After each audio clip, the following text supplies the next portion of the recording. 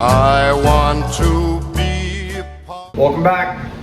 All right, we're continuing our story about, again, our topic of, originally the first topic in the previous video was seller finance, and that's how this whole thing got started. And now we moved into the concept of substitute collateral and hypothecation, which is basically walking the note. Remember, it's your game board piece, and you're just moving the note, which is your game board piece, from one property to another property to another property. Obviously cooperating parties that trust each other, escrows that cooperate, realtors that understand. You got to have a lot of good team players to get this done. As you can see, it's very much worth it. So now we've got the Palm Springs Airbnb, we got the La Quinta Airbnb. This one's making about $8,000 a month. This one's making about $6,000, as much as $8,000 or so a month. Under a previous transaction, I had another La Quinta Airbnb doing the same thing, about $8,000 a month. And there were I've had 2, 3, 4, 5 other Airbnb houses in various cities and in a couple of different states, because you start getting good at it, like anything else, you do this. So then the pandemic hits, and the government shut down the Airbnb. So fortunately, in my case, I had other investments. I had some triple net fast food investments that I was into that was continuing to pay me income, but this got cut off for like 3 months. So I realized I didn't want that anymore.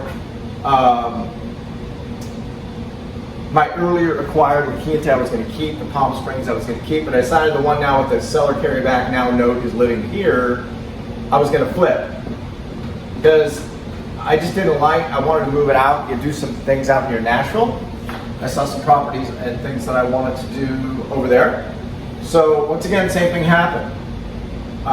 He says, can we keep working together? I said, well, I'd like to, but I didn't want to buy any more California real estate at that time. The climate was changing, rent control was coming. Again, bad for investors. So I wanted to take him out to Tennessee, but he lives in California, was a little uneasy about that. So similar to how I had to just bring him up to speed in regards to why is Palm Springs a safe and secure investment. I told him about Nashville and Franklin, Tennessee. And I was able to convince him to walk the note over to another property, which I own free and clear, over here. And so we walk his $200,000 from this property. Here we go, we're walking it again. It's coming to Tennessee now. Escrow here in La Quinta.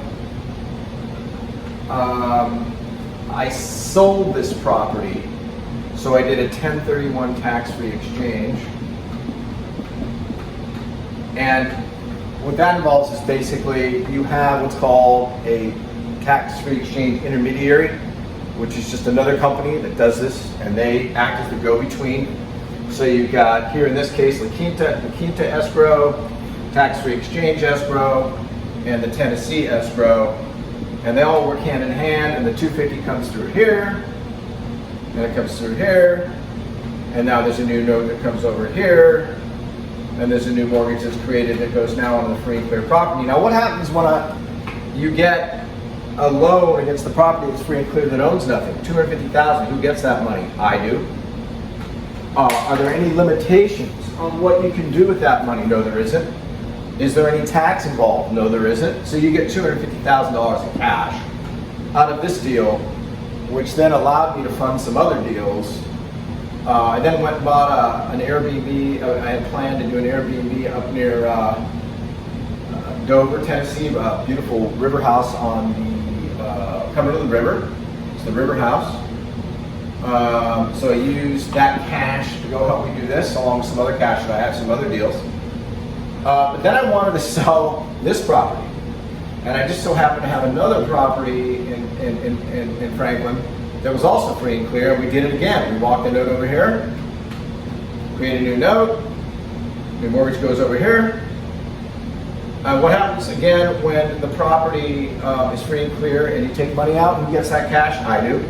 Is there any tax? No, there isn't. Any limits on what you can do with that cash? No. So this happened within about less than 6 months. So there's $500,000 in tax-free cash just by doing some of these transactions. Plus you bought some new income property. This is an Airbnb now. It's averaging about $5,000 to $6,000 a month. I paid $470 for that. I put another $50,000 or so into it, made it really, really nice. And then when I got this extra money, then I went and I did another triple net deal. I bought a Pizza Hut over there in Tennessee, another triple net deal with those funds. So that's kind of where we are right now. There's one other transaction I want to talk to you about, again, with seller financing. And it was a different kind of deal. I didn't walk the note on that one. In fact, I'll explain in a minute. I wish that I did, but I hope you keep watching. And if you like this, give us a thumbs up and subscribe. Thank you. Had too much wine, that's amore.